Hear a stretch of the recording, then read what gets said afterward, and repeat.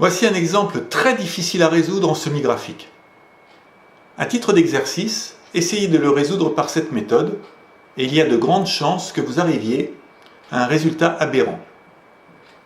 N'hésitez pas à m'adresser des commentaires à ce sujet.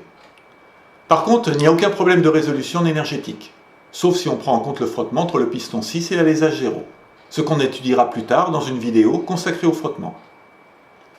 Deux manivelles AB et EF tournant à la même vitesse entraînent un piston 6 faisant office de presse via un système mécanique de transformation de mouvement.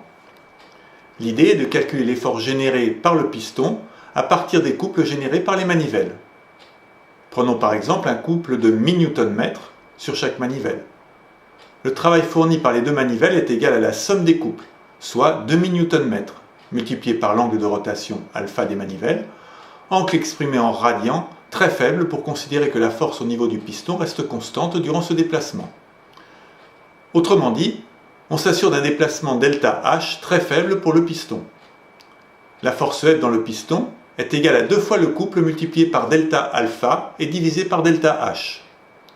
Attention à exprimer le couple en unité cohérente avec les millimètres du déplacement du piston et la valeur de la force trouvée. Il reste à traduire tout cela sous forme d'esquisse paramétrée. La construction de l'esquisse ne pose aucun problème. Attention toutefois à ne pas accrocher de contraintes d'horizontalité sur EF et de verticalité sur CD. Le guidage de D est assuré par une cote horizontale constante entre D et l'axe AE. Afin de traduire que les deux manivelles tournent à la même vitesse, il faut mettre en place un angle entre les deux manivelles. Puis on pilote angulairement la manivelle AB avec un angle de 120 degrés par rapport à la verticale.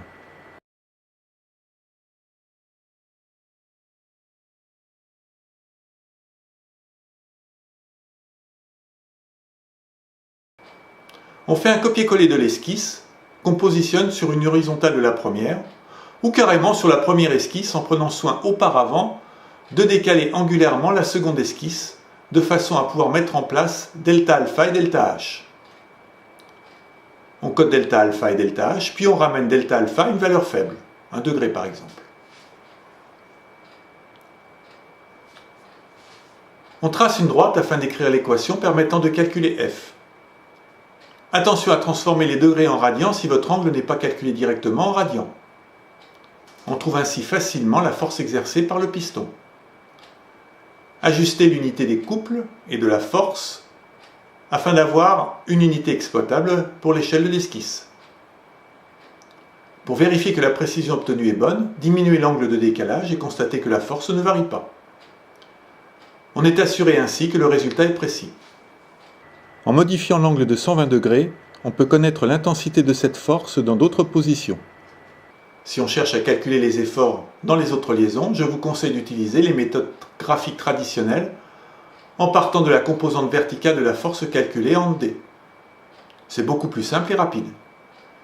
Vérifiez au passage que les moments impliqués par les poutres 2 et 3 sur les manivelles ne sont pas égaux à 1000 Nm. Par contre, la somme des deux moments est bien égale à 2000 Nm. Essayez d'interpréter ce résultat et vous comprendrez pourquoi ce calcul est complexe à réaliser uniquement en graphique classique. Cet exemple est très intéressant pour bien montrer qu'il est nécessaire de maîtriser les trois méthodes graphiques pour réaliser les calculs graphiques dans le cas général.